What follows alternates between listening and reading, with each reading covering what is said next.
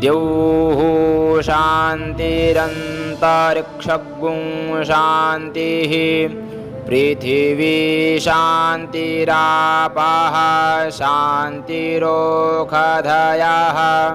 शान्तिः वनस्पतयः शान्तिर्विश्वे देवाः शान्तिर्ब्रह्म शान्तिः सर्वगुं शान्तिः शान्तिरेव शान्तिः सामा शान्तिरेधि। ओम। इसके बाद भगवान गणपति का ध्यान करें।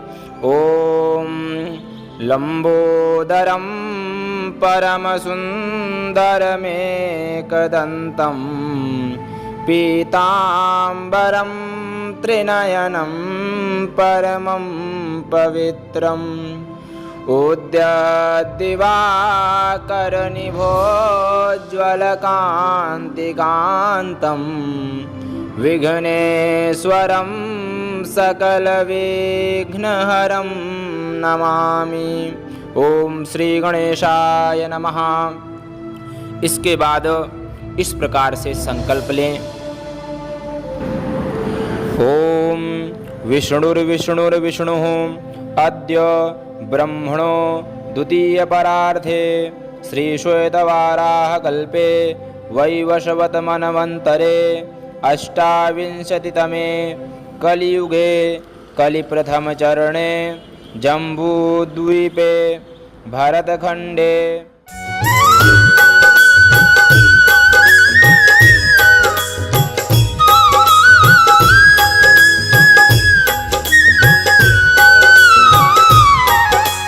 ओम नमो भगवते वासुदेवाय वासुदेवाय हरि वासुदेवाय।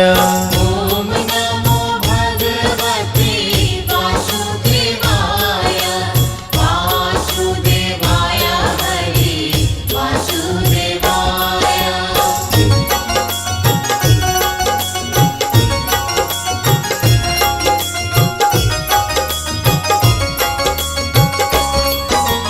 पुरुषोत्तम हरि वासुदेवाय पुरुषोत्तम हरि वासुदेवाय।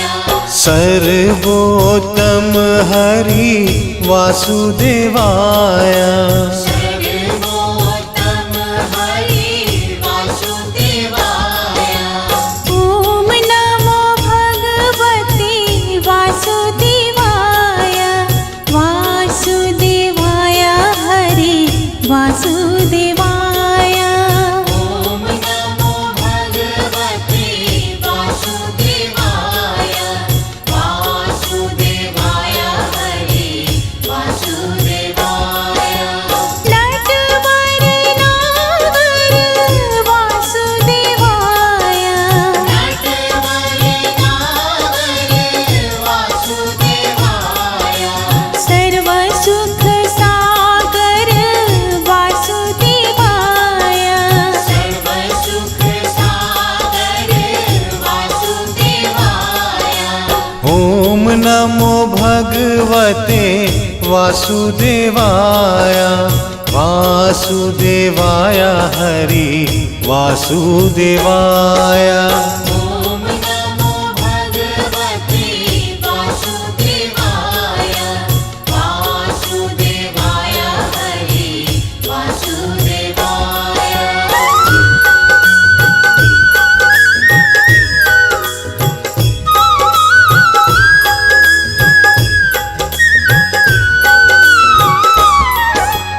मंगलकारी हरि वासुदेवाय मंगलकारी हरि वासुदेवाय। पावनकारी हरि वासुदेवाय। पावनकारी हरि वासुदेवाय। ओम नमो भगवते वासुदेवाय वासुदेवाय हरि वासुदेवाय।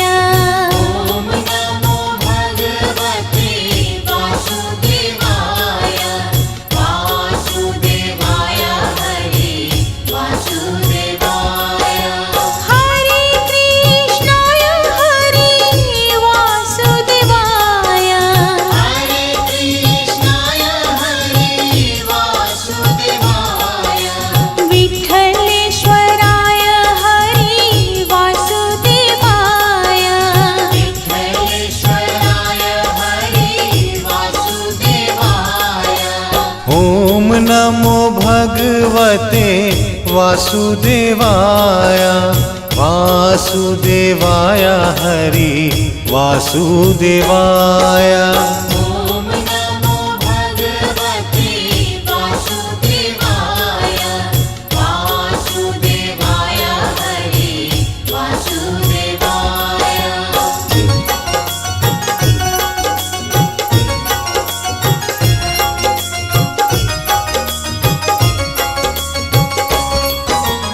मधुर सराय हरि वासुदेवाय मधुर सराय हरि वासुदेवाय गोकुलेश्वराय हरि वासुदेवाय गोकुलेश्वराय हरि वासुदेवाय ॐ नमो भगवते वासुदेवाय वासुदेवाय हरि वासुदेवाय ॐ नमो भगवते वासुदेवाय वासुदेवाय हरि वासुदेवाय मदन मोहन हरि वासुदेवाय मदन मोहन हरि दामोदर माधवे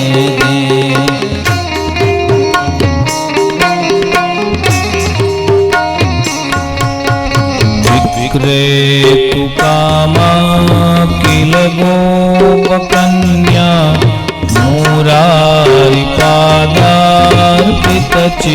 मुरारिपादार्पितचित्तगृहे गृहे गोपवधू कदम्ब सर्वे मिलित्वा समवाप्य योगम् पुण्यानि नामानि पठन्ति नित्य गोविन्द दामोदर माधवेदे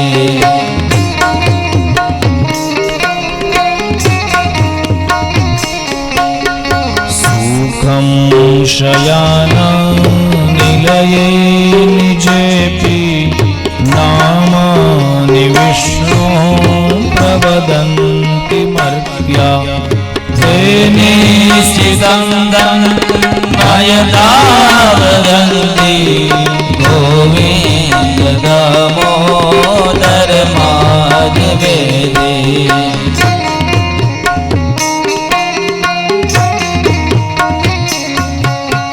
जिह्वे सदैवं भज सुन्दराणि नामानि कृष्णस्य मनोहराणि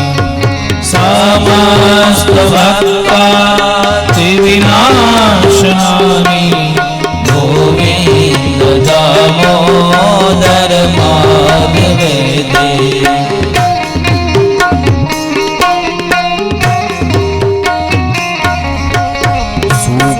सुखावसाने इदमेव सारं दुःखावसाने इदमेव ज्ञेयम् देहावसाने इदमेव जाप्यं गोविन्द दामोदर माधवेदे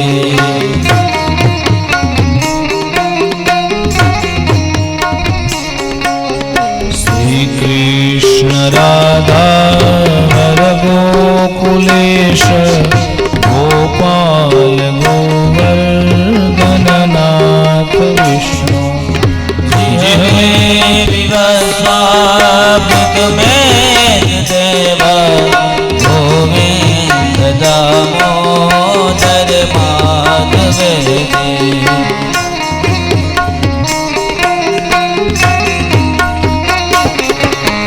गोविन्द दामोदर माधवेति हे कृष्ण हे यादव हे सखेति हे कृष्ण हे यादव हे सखेति हे कृष्ण हे कृष्णं नारायणं वन्दे कृष्णं वन्दे वन्दे व्रजप्रियं कृष्णं द्वैपायनं वन्दे कृष्णं वन्दे पृथासुतं श्रीद्वारिकाधीश की जय, श्री रामचंद्र भगवान की जय, श्री स्वामीनारायण भगवान की जय, श्री सद्गुरुदेव। परम पावन ભાગવતજીના ચરણોમાં વંદન। જેના સ્થાનમાં આપણે બેઠા છીએ એવા હનુમાનજી મહારાજને વંદન। મુંગરા પરિવાર દ્વારા પોતાના પૂર્વજોના સ્મરણાર્થે પિતૃઓની કૃપાથી 7 દિવસીય શ્રીમદ ભાગવત સપ્તાહનું આ સુંદર આયોજન, એમની અંદર પધારેલ દરેક મહેમાનો, ગ્રામજનોનું સ્વાગત છે। બધાને જય શ્રી કૃષ્ણ, જય સિયારામ, જય સ્વામિનારાયણ, હર હર મહાદેવ। ભગવાન શ્રી હરિની આ દિવ્ય ગાથા ભાગવતજીને ઔષધ કહે છે, ભાગવતજીને અમૃત કહે છે, ભાગવતજીને આસવ કહે છે અને ભાગવતજીને રસાયણ કહે છે। મારા ને તમારા જેવા જીવ માટે ભાગવતજી એ ઔષધ છે। ઔષધ એટલે દવા। દવા કોને લેવાની હોય તો કે જે બીમાર હોય એને। બીમાર વ્યક્તિએ દવા લેવી પડે, તાવ આવે તો દવા લેવી પડે તો જ સાજું થવાય।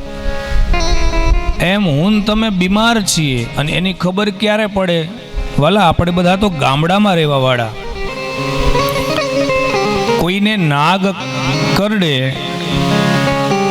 નાગનું ઝેર એને ચડ્યું છે કે નહીં એની ખબર કેમ પડે? તો કે એને કડવો લીમડો ખવડાવે। સાચી વાત છે। આ લીમડો ખવડાવે હોય કડવો, પણ જેને ઝેર ચડ્યું હોય ને એને લાગે મીઠો। સર્પ દંસમ યો, સર્પ જે પ્રમાણે દંશ દે એમ આ સર્પ કોણ છે તો કે સંસાર એ સર્પ છે। અને આ સંસારનું વિષ એ વાસનાઓ બધી, કામનાઓ બધી, અપેક્ષાઓ, આપણી બધી ઈચ્છાઓ, આપણી બધી આશાઓ, એ જ તો એનું વિષ ઝેર છે। અને એ મને તમને ચડ્યું છે। એની નિશાની, એની ખાતરી શું તો કે સંસાર મને તમને મીઠો લાગે છે।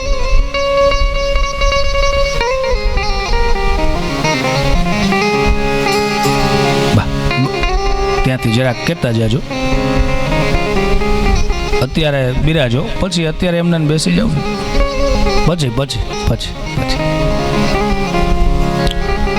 આમાં શું છે, કથા ચાલુ થઈ જાય ને પછી આવીને જ્યાં જગ્યા હોય ત્યાં ગોઠવાઈ જવાય, બેસી જવાય, બધાનું ધ્યાન એ તરફ જાય અને કથામાં વિક્ષેપ પડે। તો સંસાર એ મને તમને ચડ્યો છે, એ મીઠો લાગે છે। જ્યાં સુધી ભગવાન વાલા ન લાગે એટલે સમજવું કે હજી આ સંસારનું વિષ ચડ્યું છે। એટલે શું કરવાનું તો કે ભાગવત રૂપી ઔષધનું સેવન કરવાનું। પરીક્ષિત મહારાજને હજી સર્પએ દંશ નહોતો દીધો, તોય છતાં પરીક્ષિત મહારાજ એમ કહેતા કે હું મરીશ, હું મરીશ। એટલે સુખદેવજી મહારાજ કહે છે ભવૌ સદાત શ્રોત્ર મનોવિરામાત, આ ભવની અંદર ઔષધ રૂપ કોઈ હોય તો એ ભાગવત છે। પરીક્ષિત, તું આ ભવ ઔષધનું સેવન કર। અને જેવું પરીક્ષિત મહારાજે સેવન કર્યું ને વાલા, એટલે પરીક્ષિત મહારાજ જે એમ કહેતા કે હું મરીશ, હું મરીશ, એ કહેવા લાગે છે કે હવે હું મળીશ। મરીશ નહીં, પણ મારા પરમાત્માને હું મળીશ, મને ભગવાનના દર્શન થશે, હું ભગવાનને ભેટી પડીશ। તો ભાગવત સાંભળી અને જે મૃત્યુનો ભય હતો, અને યાદ રાખજો વાલા, સંસારમાં જ્યાં સુધી હું ને તમે રહેવાના ત્યાં સુધી આ ભય એ મને ને તમને સતાવવાનો છે. જેમ તમે તડકામાં રહ્યો એટલે એ તમારા ઉપર અસર કરે છે. તમે પાણીને ચૂલા ઉપર મૂકો, નીચે અગ્નિ પ્રગટાવો એટલે પાણી ગરમ થાય જ. વધારે આગ હોય તો એ ઉકળી પણ જાય. જ્યાં સુધી અગ્નિ ઉપર પાણી રહેશે એ પાણી ગરમ થશે, એમ જ્યાં સુધી હું તમે આ મારું ને તમારું શરીર સંસારમાં રહેશે ત્યાં સુધી 3 પ્રકારના તાપ છે, આધિ, વ્યાધિ ને ઉપાધિ. એમાં તપશે આ શરીર, એ ગરમ થશે, એને ભય લાગશે. તમે વાલા વિચાર તો કરો, દુનિયામાં બધા ભયને લીધે જ જીવે છે. જો સતત ભય છે બધાને. ભય વિનાનું જીવન એ મને તમને ભાગવત પ્રદાન કરે છે. જીવનમાંથી ભય જતો રહે એનાથી શ્રેષ્ઠ, એનાથી મોટું કાંઈ છે જ. ભવૌષધાત શ્રોત્ર મનોભિરામાત. બીજી વાત કરી છે કે ભાગવતજી એ રસાયણ છે. અચ્છા, ઔષધ દવા કોને લેવી પડે? તો કે જે બીમાર હોય એને. અને રસાયણ કોને કહેવાય? તો કે જે લેવાથી બીમાર ન થવાય એને કહેવાય રસાયણ. તમે ચ્યવનપ્રાશ ખાઓ તો બીમાર ન થાવ, ગિલોયના ઉકાળા પીવો તો માણસને તાવ ના આવે. આ રસાયણ છે. એક વખત તમે બીમાર પડી ગયા પછી તો તમારે દવા જ લેવાની છે. પણ જે નિત્ય કડવું જીવનમાં આરોગ્ય માટે બહુ સારું, કે કારેલું હોય કે લીમડો હોય કે ભાજી હોય, એ આરોગ્ય, એને ડાયાબિટીસના રોગ ન થાય. આને કહેવાય રસાયણ. એક બીમાર થઈ ગયો છે એના માટે ભાગવત એ ઔષધ છે. જેને સંસાર રૂપી સર્પએ ડંસ દીધો છે, જેને સંસારનું વિષ ચડ્યું છે એના માટે ભાગવત ઔષધ છે. પણ સાધુ સંતો માટે ભાગવત રસાયણ છે. જેને બીમાર નથી થવું, જેને સંસારમાં ફસાવવું નથી, એના માટે ભાગવતજી શું છે? રસાયણ. આ સૌનકાદિક ઋષિમુનિઓ એ શ્રેણીમાં આવે છે. એટલે તો એ કહે છે કે મમ કર્ણ રસાયણમ. આ મારા કર્ણના કુહરોની અંદર હે પરમાત્મા, જેમ સૂર્યના કિરણો આ જમીન ઉપર પડે એમ ભગવત કથારૂપી કિરણો અમારા કર્ણ દ્વારની અંદર આપ પધરાવો. તો રસાયણ છે. ત્રીજી વાત છે, ભાગવતજી એ અમૃત છે. અને અમૃત કોના માટે છે? કહે પ્રેમીજનો માટે, ગોપીજનો માટે. ભાગવતજી ગોપીજનો જેવા સાધકો માટે ભાગવતજી એ અમૃત છે. તવ કથામૃતમ તપ્ત જીવનમ કવિભિરીડિતમ કલ્મષાપહમ શ્રવણમંગલમ શ્રીમદાતતમ ભુવિ ગૃણન્તિ તે ભૂરિદા જના. ગોપીજનો માટે કથા ભાગવત એ અમૃત છે. સતત કથા સદા સેવ્યા શ્રીમદ ભાગવતી કથા. આ ગોપીજનો માટે છે જે સતત સેવન કરે છે ભાગવતજીનું. તો કથા એ ઔષધ છે ભવરોગી માટે. સંતજનો માટે કથા એ રસાયણ છે. પ્રેમીજનો માટે કથા એ અમૃત છે. અને આ કથા આસવ એટલે નશો છે. તવ મુખાંબુજા સવ. આ નશો છે. કેના માટે નશો છે? કહે ભગવાન શંકર મહાદેવ માટે કથા એ નશો છે. બીજી કોઈ નશીલી વસ્તુ ભગવાન મહાદેવ સેવન કરતા હોય કે નહીં એનું ક્યાંય શાસ્ત્રમાં ઉલ્લેખ નથી. એ તો આપણે એને ભાંગ અર્પણ કરીએ છીએ. એ તો લોક વ્યવહારની અંદર, પણ શાસ્ત્રોમાં ક્યાંય એવો ઉલ્લેખ નથી કે સતત ભાંગનો નશો. પણ ભગવાન મહાદેવ કથાનો નશો કરે છે. મહાદેવ સતત કથાને ગાય છે, સતત કથાને શ્રવણ કરે છે. અરે જ્યાં ક્યાંય પણ ભગવત કથા થતી હોય, ભગવાન મહાદેવ આવીને બેસી જાય છે. અરે કાગ ભૂષુંડુજી, કાગડો કથા કરે ને મહાદેવ સાંભળે. ક્યાંક હંસ કથા કરે ને મહાદેવજી સાંભળે. કુંભજ ઋષિ કથા કરે ને મહાદેવ સાંભળે. ક્યાં કૈલાસ પર્વતની એ શિખર, પૃથ્વીની અંદર સૌથી શ્રેષ્ઠ ઊંચામાં ઊંચી ટોચ કોઈ હોય તો એ કૈલાસ પર્વતની. અને એ મહાદેવ કથા માટે કુંભજ ઋષિના આશ્રમે આવે છે.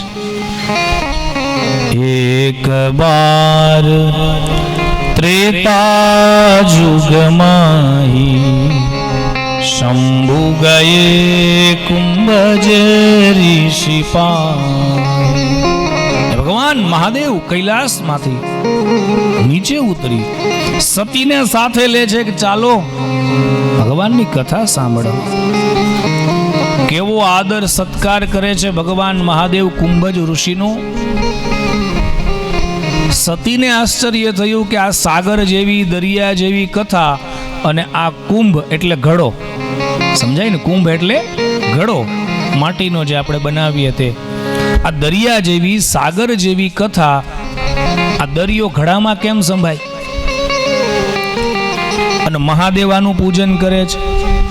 વાલા, જ્યાં સુધી શ્રોતાને કથા પ્રત્યે અને વક્તા પ્રત્યે શ્રદ્ધા ન હોય ત્યાં સુધી એ કથા કલ્યાણ કરતી નથી, કથા એ કૃતાર્થ કરતી નથી. ભાગવતજીમાં પણ જુઓ, સૌનકાદિક ઋષિમુનિઓને સૂતજી મહારાજ પ્રત્યે કેટલી શ્રદ્ધા છે.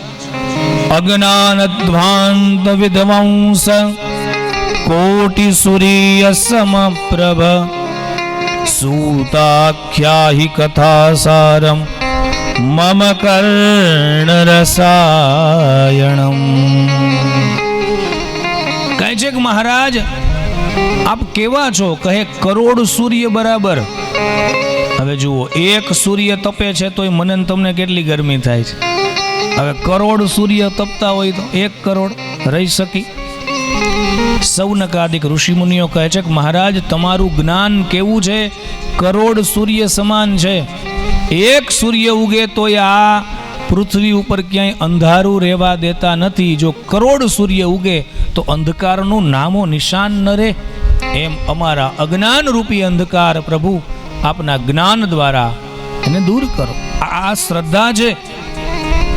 ભગવાન મહાદેવ કુંભજ ઋષિનું પૂજન કરે ને સતીને આશ્ચર્ય થાય કે કાંઈ સાગર જેવી દરિયા આ ઘડામાં સમાય. પણ મહાપુરુષો કહે છે કે વાલા, એ સાગરનું, એ સમુદ્રનું જલ, કોઈ પણ મોટું તળાવ હોય, જો પાણી પીવું હોય ને એ તો ઘડામાંથી જ પીવાય.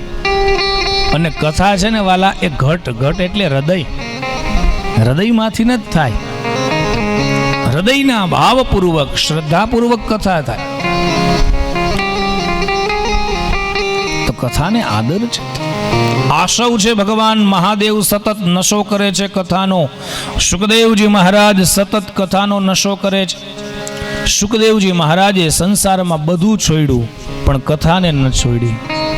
યમ પ્રૌરજંતમનુપેતમપેત કૃત્યમ દ્વૈપાયનો વિરહ કાતર આજુહાવ પુત્રેતિ તન્મયતયા તરવોભિનેદુસ તમ સર્વભૂત હૃદયમ મુનિમાનતોસ્મિ.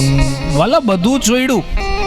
જે સુખદેવજી મહારાજ જન્મતાની સાથે પોતાની નાળ ખંભે નાખી અને જતા રહ્યા.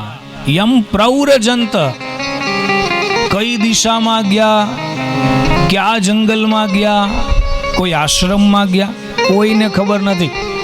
પાછા ક્યારે આવશે, શું સમય બતાવ્યો છે? નહીં, સુખદેવજી મહારાજે કોઈને કંઈ કીધું નથી. અપેત કૃત્યમ, જેને કાંઈ કરવાનું બાકી નથી. અરે વાલા, સુખદેવજી મહારાજ કહે છે કે 16 વર્ષનું જ એમનું આયુષ્ય છે. 12 વર્ષ સુધી તો માના ઉદરમાં રહ્યા. શું કામ? સુખદેવજી મહારાજ કહે છે, વ્યાસજી જ્યારે જ્યારે પ્રાર્થના કરે કે આપ જન્મ લો, આપ બહાર નીકળો, માને દર્દ થાય છે, માને દુઃખ થાય છે, ત્યારે સુખદેવજી મહારાજ બોલતા ગર્ભમાંથી કથા છે, કહેતા કે મને જો સંસારની માયા લાગે નહીં તો હું આવું. અને ભગવાનને આવું પડ્યું કહેવા માટે કે શુકાચાર્યજી આપ પધારો સંસારમાં, તમને મારી માયા અસર નહીં કરે. સુખદેવજી મહારાજ એ ભગવાન મહાદેવનો શંકરનો અવતાર છે. હનુમાનજી મહારાજ એ ભગવાન મહાદેવ શંકરનો અવતાર છે. આ બે અવતાર એવા છે કે ભગવાન શંકરે જાણી જોઈને લીધા છે. એક તો સુખદેવજી મહારાજ, યદ ભગવાન ચુકઃ શંકર, સાક્ષાત સ્વયં શંકર જ સુખદેવજી બનીને આવ્યા છે. અને એક હનુમાનજી મહારાજે અવતાર લીધો વાનરનો. શું કામ? તો કે જે વિશ્વ મોહિની માયા છે ભગવાનની, આખા વિશ્વને જે મોહિત કરે છે, એ વિશ્વ મોહિનીએ ભગવાન શંકરના દૂત જે વાનર, નારદજીને જે વાનર બનાવ્યા હતા એની હામુઈ ન જોયું. શંકર ભગવાને બે દૂત ત્યાં મોકલ્યા છે કે જાઓ જઈને જુઓ શું થાય છે. નારદજીએ રૂપ માંગ્યું હતું ભગવાન પાસે, પણ ભગવાને એને વાનર બનાવી દીધા. રૂપ માંગ્યું હતું નર જેવું, પણ બનાવી દીધા વાનર. એટલે ભગવાન શંકરે પ્રાર્થના કરી, પ્રભુ મને વાનર બનાવો. કાં? તો કે વિશ્વ મોહિની આ માયા વાનરની હામુઈ જોતી નથી. એટલે ભગવાન હનુમાનજીએ અવતાર લીધો છે, શંકરાવતાર છે. શંકર સ્વયં કેસરી નંદન, એ સ્વયં શંકર છે. શંકર સુવન, શંકર સ્વયં. તો ભગવાન મહાદેવ સતત કથાનો નશો, આશવ, હનુમાનજી મહારાજ સતત કથાનો એ આશવ પાન કરે છે. સુખદેવજી મહારાજ સતત કથાનો એ આશવ એનું રસપાન કરે છે. સુખદેવજી મહારાજ અપેત કૃત્યમ, અરે યજ્ઞોપવિત સંસ્કાર પણ ધારણ કરતા નથી. ગુરુદેવ પાસે બ્રાહ્મણનો સૌથી શ્રેષ્ઠ અધિકાર હોય ગાયત્રી મંત્ર.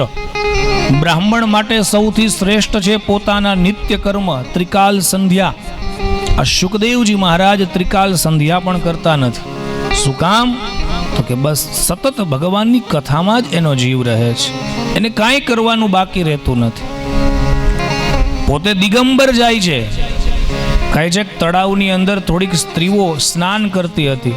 સુખદેવજી મહારાજને જોઈને એમણે વસ્ત્ર ધારણ ન કર્યા, પણ ધોળી દાઢીવાળા એ વ્યાસજી હે દીકરા ઊભો રહે એમ કહેતા આવતા હતા. તો આ દીકરીઓએ, આ સ્ત્રીઓએ વસ્ત્ર ધારણ કરી લીધા. વ્યાસજી પૂછે છે કે મારા જુવાન દીકરાને જોઈને આપે વસ્ત્ર ધારણ ન કર્યા, અને મને વૃદ્ધને જોઈ અને તમે વસ્ત્ર ધારણ કરી લીધા કેમ? ત્યારે બહેનો, એ દીકરીઓ, એ સ્ત્રીઓ જવાબ આપે છે કે વ્યાસજી, તમારા મનની અંદર હજી સ્ત્રી ને પુરુષનો ભેદ છે, પણ તમારા દીકરા સુખદેવને એ સ્ત્રી પુરુષનો ભેદ નથી. તમને તો હજી એમ છે કે હું પુરુષ છું, આ સ્ત્રી છે, પણ એ સુખદેવજીને તો કાંઈ છે નહીં. અને સુખદેવજી મહારાજ યોગી છે, મહાપુરુષ છે, એ વૈષ્ણવ છે. એનું પ્રમાણ શું? તો કે સુખદેવજી મહારાજે પોતાનો આત્મા વૃક્ષની અંદર પધરાવી. વૃક્ષ પણ વૈષ્ણવ છે.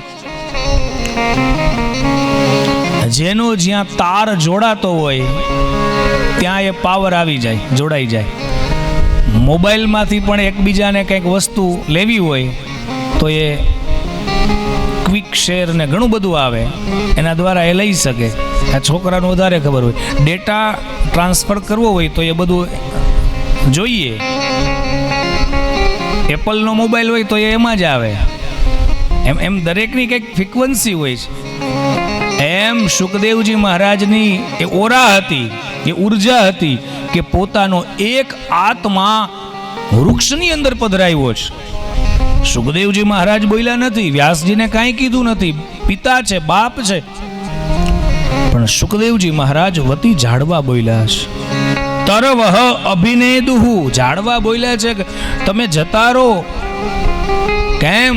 તો કે આ શુકદેવજીએ તમારા જીવનનું ફલ છે, પરમાત્માએ દીધેલું એ ફલ છે, અને આ શુકદેવજીને સમાજ માટે છોડી દો, એ સમાજનું કલ્યાણ કરશે. ઝાડવા જાણે પોતાના ફલને નીચે ફેંકી અને વ્યાસજીને ઉપદેશ દેતા હોય કે જુઓ, આ અમારા દીકરા, અમારા ફલ છે, અમે નથી ખાતા.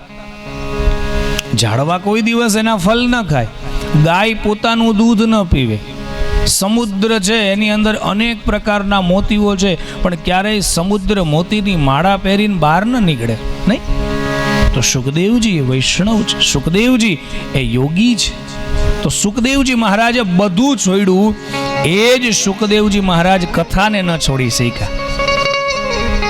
મહાપુરુષો કહે છે કે કથામાં કોઈ ઉપાધિથી આવે, ઉપાધિ હોય ને, કંઈક આધિ વ્યાધિની ઉપાધિ હોય એટલે આવે.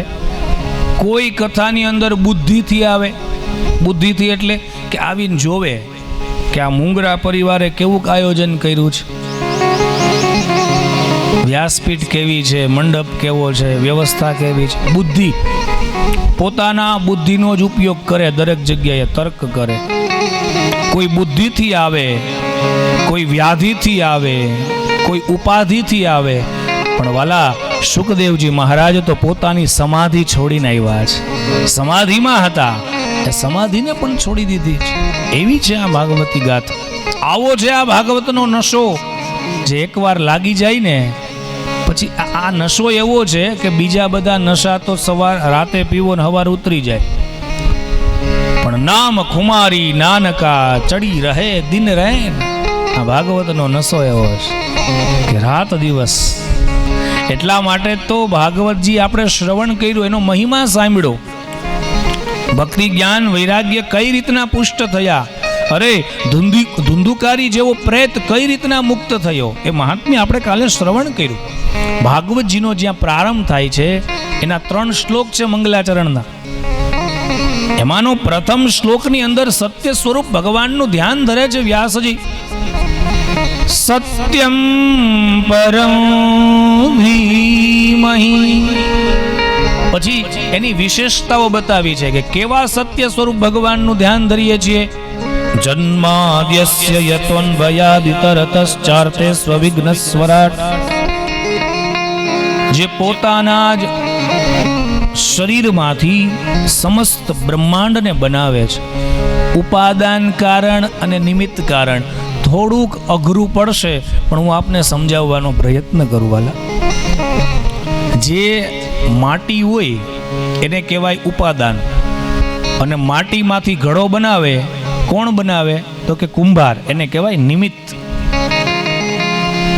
તમારે કઈ વાસણ બનાવવું હોય તો મટીરિયલ જોઈએ અને બનાવનાર જોઈએ. ઘરેણા બનાવવા હોય તો સોનું જોઈને સોની જોઈને. રસોઈ બનાવવી હોય તો સામગ્રી જોઈને રસોઈઓ જોઈ. એમને કઈ ચણાનો લોટ એમ ન કે હું ભજીયા બની જાઉં, હું લાડવા બની જાઉં, તમે ખાઈ જાઓ.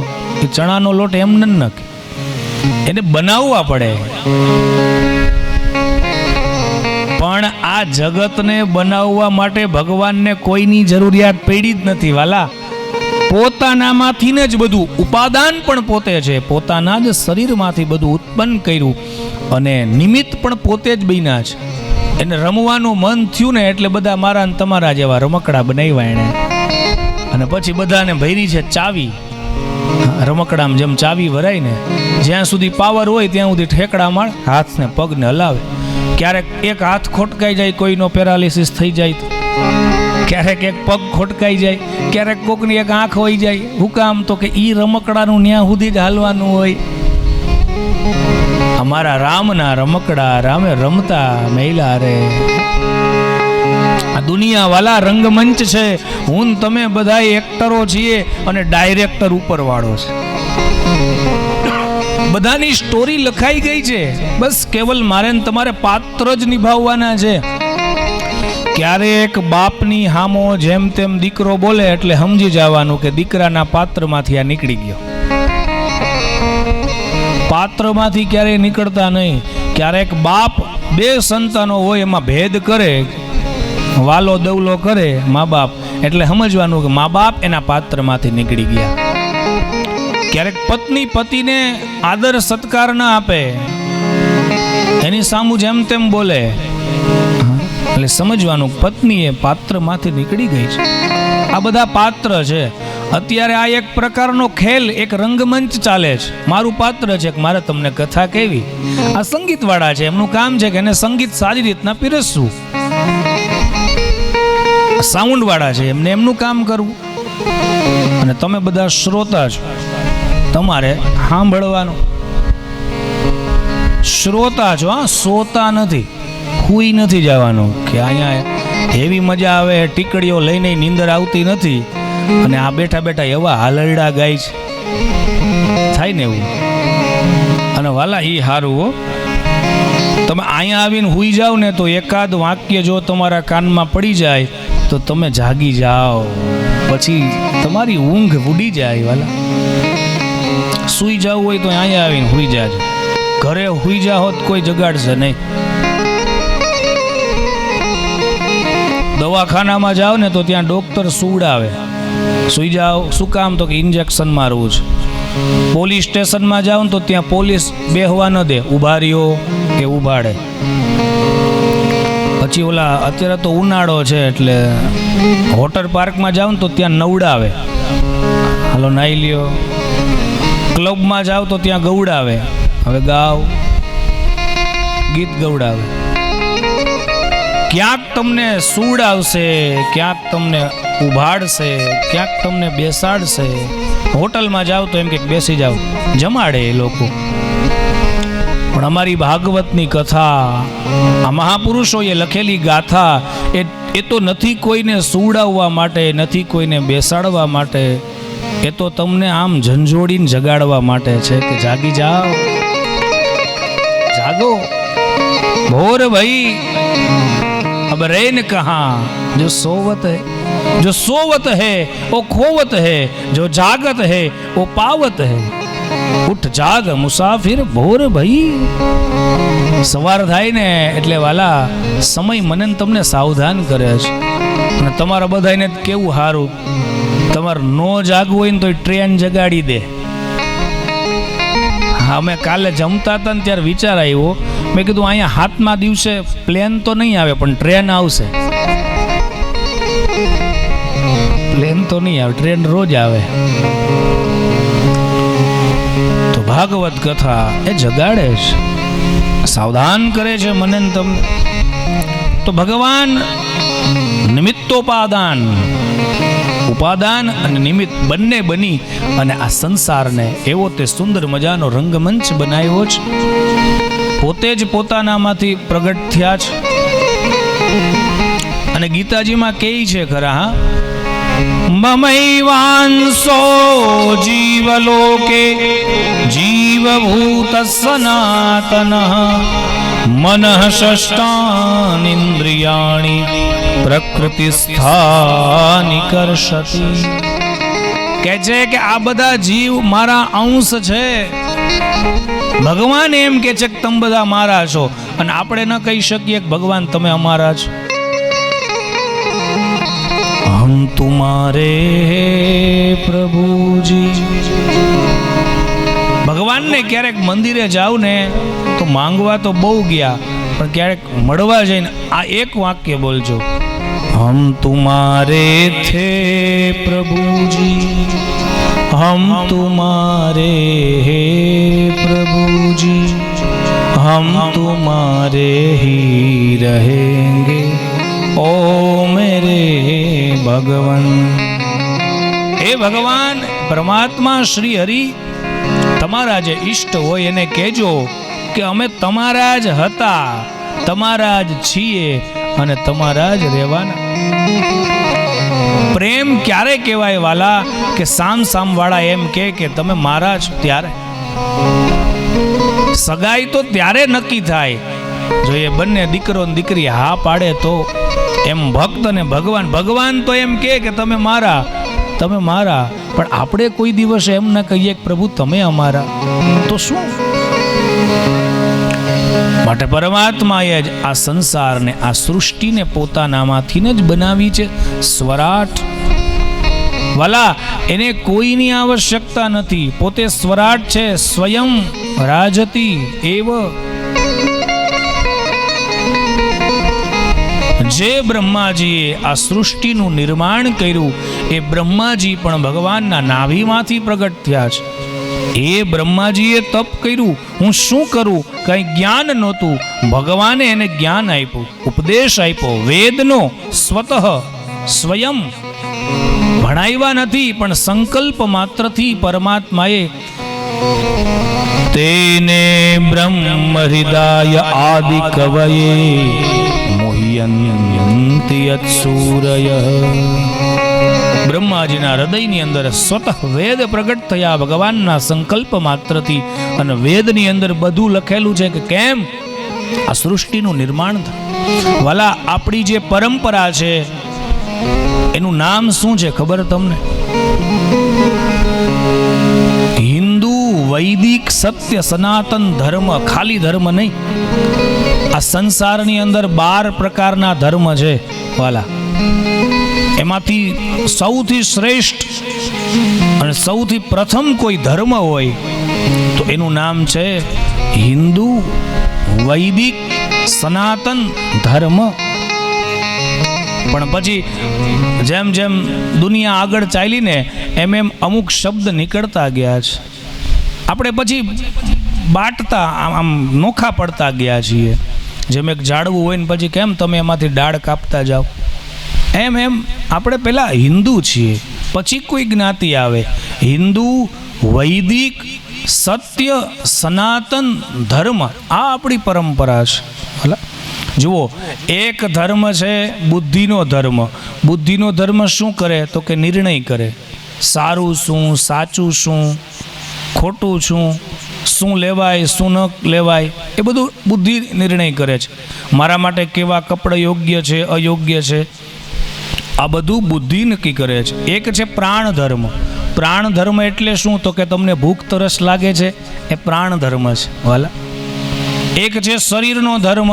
શરીર ક્યારેક સાજું માંદું થાય, એનો ધર્મ છે. આવા 12 પ્રકારના ધર્મ છે. પણ શ્રેષ્ઠ ધર્મ કયો તો કે ભગવત પ્રાપ્તિ કરવીને આ શ્રેષ્ઠ ધર્મ છે. શ્રેષ્ઠ ધર્મ એ જ છે કે ભગવત પ્રાપ્તિ કરવી. સવૈ પુંસામ પરો ધર્મો યતો ભક્તિરધોક્ષજે અહૈતુક્ય પ્રતિહતા યયાત્મા સંપ્રસિદ્ધતિ. જે કર્મ કરવાથી ભગવાન પ્રસન્ન થાય, ભગવાન રાજી થાય, આનું નામ છે પરમ ધર્મ. તમે માળા કરો છો ભગવાન રાજી થશે તો એ ધર્મ છે.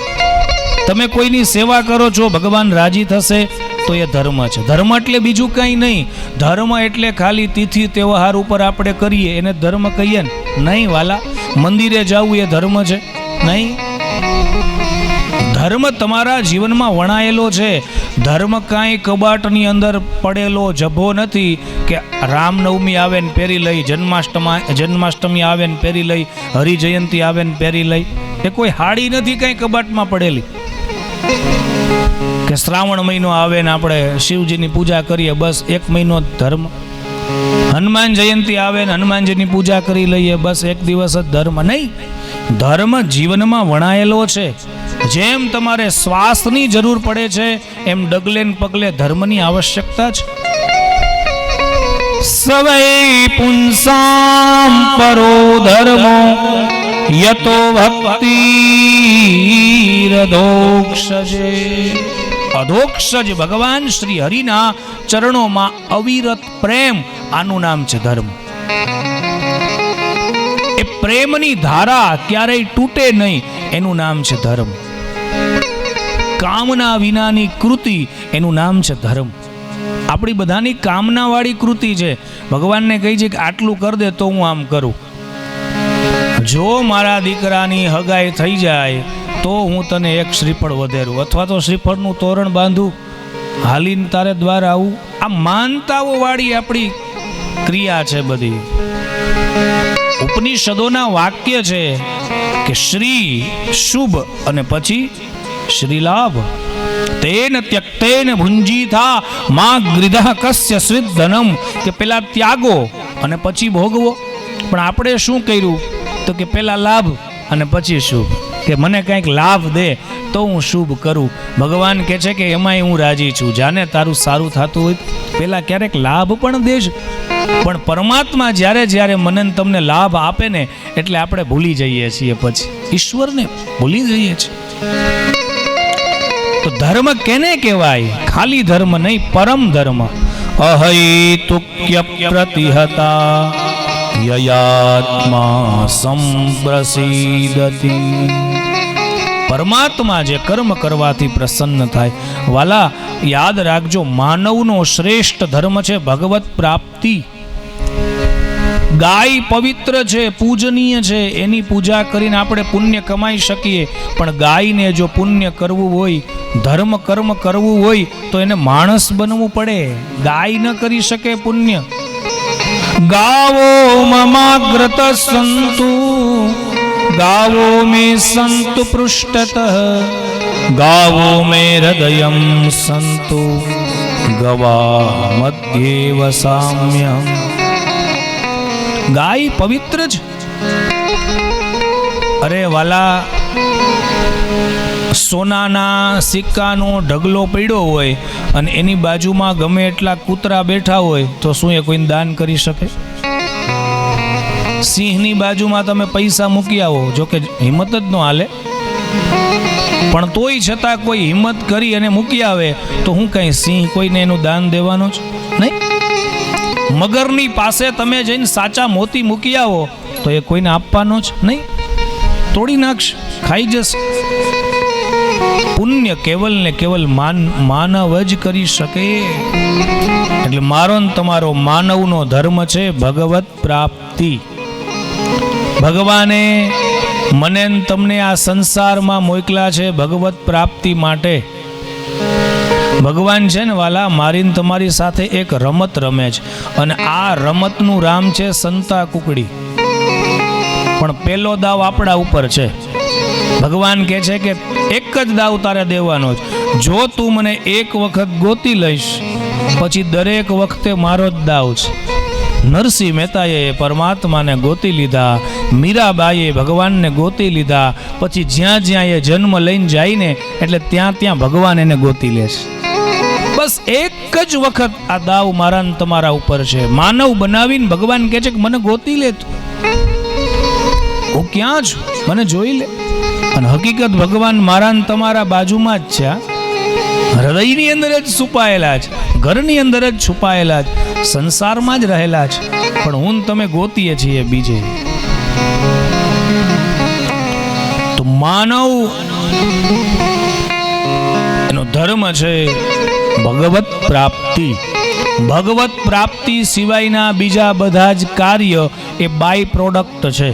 સમજાય છે? જેમ કે તમે સરસ મજાનું મકાન બનાવો, માનવનો દેહ તમને મળ્યો તો શું મકાન બનાવવા માટે મળ્યો છે? એ તો સરસ મજાનો માળો પક્ષીઓ બનાવે છે. એમાં પણ પેલો કૂવાની અંદર સરસ મજાનો માળો બનાવે, શું કહેવાય એને? સુઘરી. જો બરાબર ને, કેટલો સરસ મજાનો માળો બનાવે. આપણે બનાવી શકીએ એવું નહીં? પેલો ગઢિયો નાગ આવે નાનો એવો, કેવો સરસ મજાનો પાણાનો ગઢ બનાવે. તો આપણા કરતા તો એ સારું બનાવે છે. માણસ મકાન બનાવવા માટે બનાવ્યા છે, પૈસા કમાવા માટે બનાવ્યા છે. નહીતર તો જમીનમાંથી નહીં સોનું નીકળે છે. સોનું ક્યાંથી નીકળ્યું? જમીનમાંથી ને. માણેક ને પોખરાજ ને આ બધા પથ્થરો જમીનમાંથી જ નીકળે છે. એ તો માનવ ન હોય તો એ સંપત્તિ તો આ સંસારમાં રહેવાની જ છે. સંસાર ચલાવવા માટે માનવ બનાવ્યા છે નહીં. કથા એવી છે વાલ્મીકી રામાયણમાં કે રામજીનો ત્રેતા યુગમાં 9,14,05,000 વર્ષ પહેલા રામજી જ્યારે હતા ત્યારે કૂતરા તો હતા જ. શ્વાન બોલતા ત્યારે રામ જ્યારે સંવાદ કરે છે, આવી કથાઓ જ. તો એ 9 લાખ 10 લાખ વર્ષ પહેલા પણ શ્વાન હતા ને આજે છે. તો સંસાર તો એનો આગળ ચાલે છે. તો શું સંસાર આગળ ચલાવવા માટે માનવ બનાવ્યા છે? નહીં વાલા, માનવ એટલા માટે મને તમને બનાવ્યા છે કે ભગવત પ્રાપ્તિ માટે. જેમ બાપા છોકરાને પૈસા આપે કે જા બજારમાં જઈ અને તું એક સરસ મજાનો અશ્વ લઈ આવ. 7,000 રૂપિયા આપ્યા કે જા અશ્વ લઈ આવ. અને સાથે સાથે એ અશ્વ એટલે શું? ઘોડો. એ અશ્વનો શણગાર પણ લેતો આવજો, અને માથે બેસવાનું ગાદલીન એની લગામ ને બધું લઈ આવજો. હવે દીકરો બજારમાં જાય અને પેલા દુકાન આવી રસ્તામાં શણગારની, અશ્વ લેવાનું છોડી દે છે. પેલા એમ થયું કે હું શણગાર લઈ લઉં, પણ શણગાર લેવામાં 7,000 રૂપિયા ખર્ચ થઈ ગયો. ઘેર આવી અને બાપાને કહે છે કે બધું લઈ આવ્યો પણ અશ્વ રહી ગયો. તો શું એણે સારું કર્યું કહેવાય? સાચું કર્યું કહેવાય? બાપા કહે છે કે પણ આ લગામ લઈ આવ્યો તું, આ અશ્વાર થવા માટે તું લઈ આવ્યો, ગાદી લઈ આવ્યો, પલાણ કે ને એ બધું તું લઈ આવ્યો, પણ અશ્વ ન લઈ આવ્યો, તો આનો ઉપયોગ ક્યાં કરવો? એમ ભાગવતજી પણ મને તમને કહે છે કે તમે જીવનમાં બધું કર્યું, જો ભગવાનની કથા ન સાંભળીને તો બધું વ્યર્થ છે. નોત્પાદયેદ યદિ રતિમ શ્રમ એવ હિ કેવલમ. શ્રમ એવ હિ કેવલમ, કેવલ ને કેવલ શ્રમ કરેલો છે.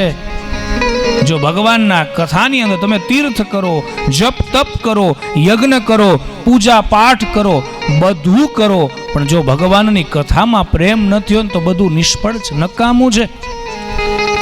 એમ માનવનો શ્રેષ્ઠ ધર્મ છે ભગવાનમાં પ્રેમ, ભગવત પ્રીતિ. બાકી બંગલાન, ગાડીન, લાડીન, સંસારને આ બધું તો બાય પ્રોડક્ટ છે, એ તો વિશેષ છે. અને એ તો આપમેળે તમારા પ્રારબ્ધમાં હશે ને, એટલે સંપત્તિ કમાવવા નહીં જવી પડે, સામે આવીને આવશે.